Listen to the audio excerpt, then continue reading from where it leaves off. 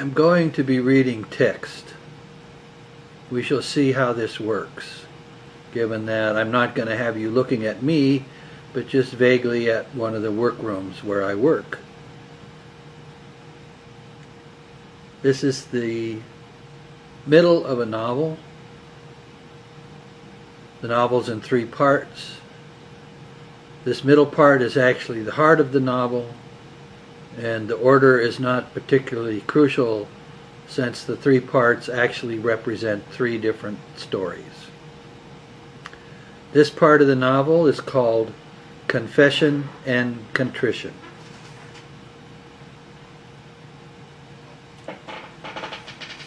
The air was listless. The dust on the old road also refused to be stirred. It seemed to be early fall, yet the memory of late summer heat lingered. The sun hung directly overhead in a sky too heavy with washed-out blue. Horse nibbled some sweetgrass, flicking a tail at a lazy fly. Her rider sat quietly, and the smells were of pine and dust, for they stood and sat beside that dry dirt road, hidden behind a thick stand of young and old Scotch pines. Horse had no thoughts, and didn't even know whether her rider was male or female, although various smells told a story Horse recognized. For Horse, to graze on the sweet grass was to live in a now of delight, for the weight of her rider was slight, while the heat was tempered by the shade. Again, Horse did not know that she was a large, piebald mare, or that her rider was thin and tall for a woman, nearly 5 feet 11 inches and weighing only 135 pounds. There was a lot Horse didn't know. She didn't know how old she was, or that her rider had raised her from a foal, starting over 7 years ago. She didn't know the names of anything and didn't even know her own name, which was, obviously, Horse, although when rider used that sound, Horse responded. All Horse knew was that her rider was part of her, even in an inward way. It wasn't so much that her rider and she shared thoughts, but they did know each other's emotions in a most intimate fashion. Right now, Horse could feel her rider's anxiety, such that Horse herself shifted her weight and hooves a bit, and looked up for a moment, wondering if there was something dangerous coming. But her rider's smell wasn't right, wasn't cause for worry. They were not in any danger. The dead stillness in the air waited. Something was coming. In the not-too-distant past, a motorbike was a thing of elegant beauty, a living mechanical horse. Powerful, savage, it lifted its rider into a state of freedom and euphoria, often without even drugs. Yet coming down that dry, dusty road in the direction of Horse and her rider was a mass of growling, barely functional, fallen debris of that once-upon-a-time animalistic and radical mechanical beauty. A clump of this former glory, perhaps just over 20, collected itself in front of, and behind, and around a half a dozen barely running trucks, pickups, and what was once might have been an expensive SUV.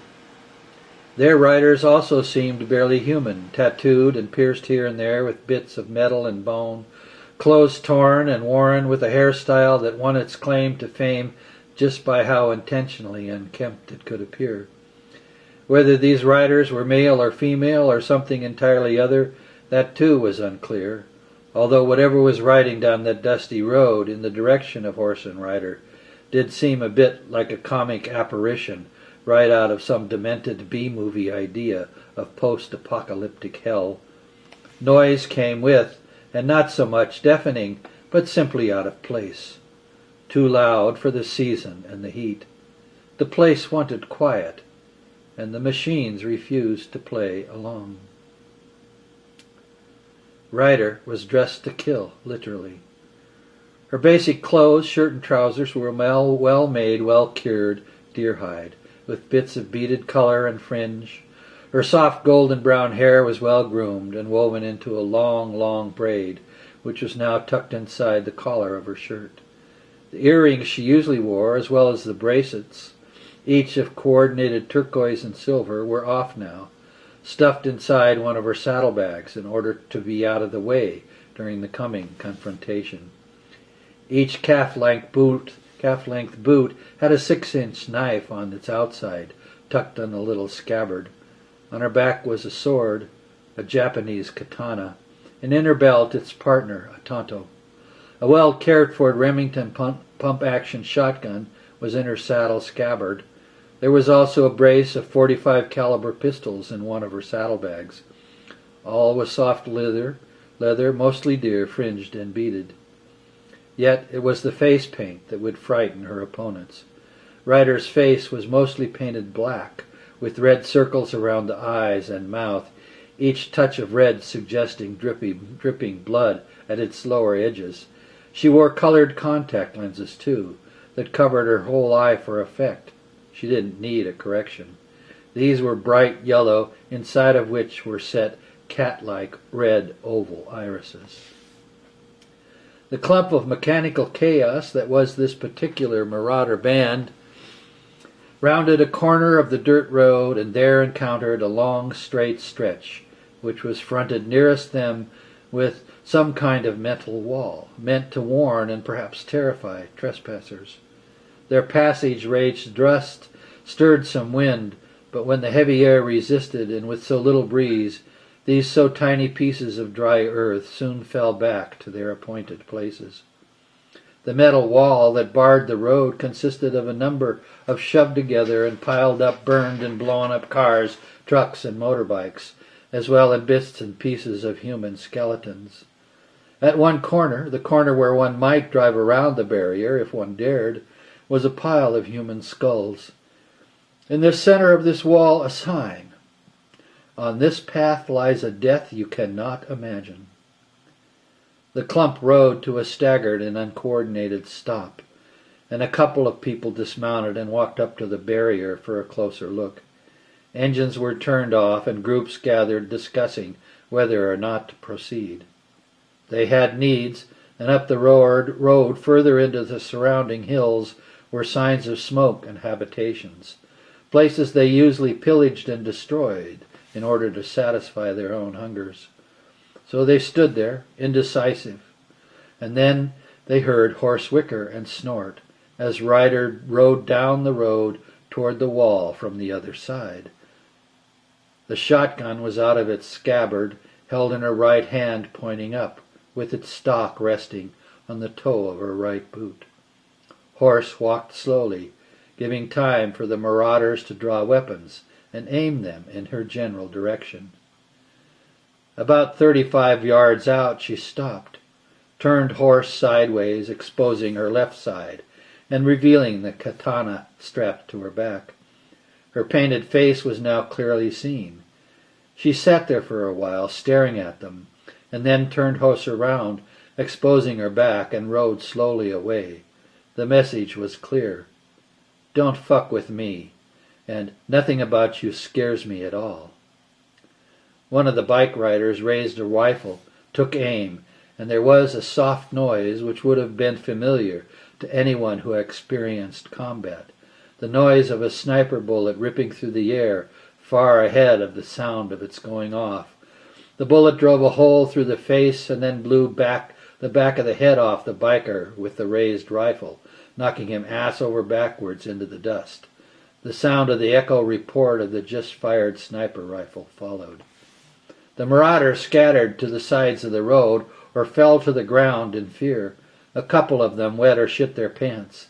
By the time they dared to get up, horse and rider were far away, rounding the corner at the end of that long, dusty stretch of road. There was dead silence.